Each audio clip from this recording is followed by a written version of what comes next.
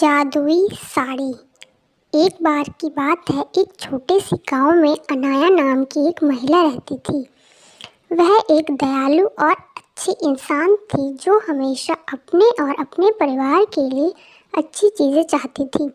अनाया के पास एक प्यारी पति और एक खूबसूरत बेटी थी, लेकिन उसकी सास शांता उसके प्रति बहुत अच्छी नहीं थी। शांता अक्सर घटिया बातें कहती थी और अनाया को दुखी करती थी। एक दिन जब अनाया बाजार में घूम रही थी तो उसे विशेष दुकान मिली। दुकानदार एक बूढ़ा व्यक्ति और बुद्धिमान व्यक्ति था। अनाया ने उससे कहा कि वह खुश रहना चाहती है कि उसके साथ अच्छी चीज़ें हो, भले ही उसकी सास निर्दयी थी। दुकानदार मुस्कुराया और उसे एक अनोखी साड़ी दिखाई।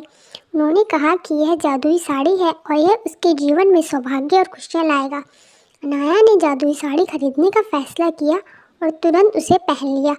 जब अनाया ने जादुई साड़ी पहनना शुरू किया तो चमत्कार हो गया। उसकी सास अनाया के साथ बुरा बर्ताव करने की बजाय उसके साथ प्यार और सम्मान से पेश आने लगी।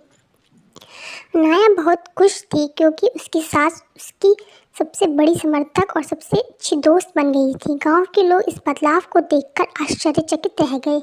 जादुई साड़ी की वजह से अनाया के परिवार में खुशियाँ आने लगी।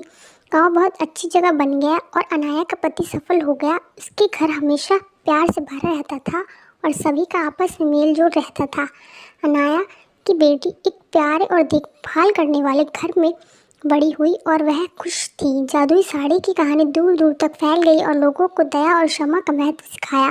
अनाया बहादुरी का प्रतीक बन गई और उससे सभी को दिखाया कि दयालु होने से बड़ा बदलाव आ सकता है, चाहे चीज़ें कितनी भी कठिन क्यों न लगे।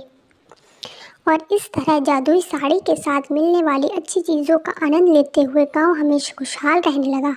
साड़ी ने न केवल अनाया की ज़िंदगी बदली बल्कि एक महत्वपूर्ण सबक भी सिखाया कि प्यार और क्षमा मुश्किल समय में भी खुशी और चमत्कार ला सकती है। इस कहानी से हमें यह सीख मिलती है कि दूसरों के प्रति दयालु होने से हम उनके और हमारे जीवन में भी खुशियाँ ला सकते हैं। इसलिए हमें हमेशा दूसरों के प्रति दयालु रहना चाहिए। इससे हम भी खुश रहेंगे और लोग भी। थैंक्स।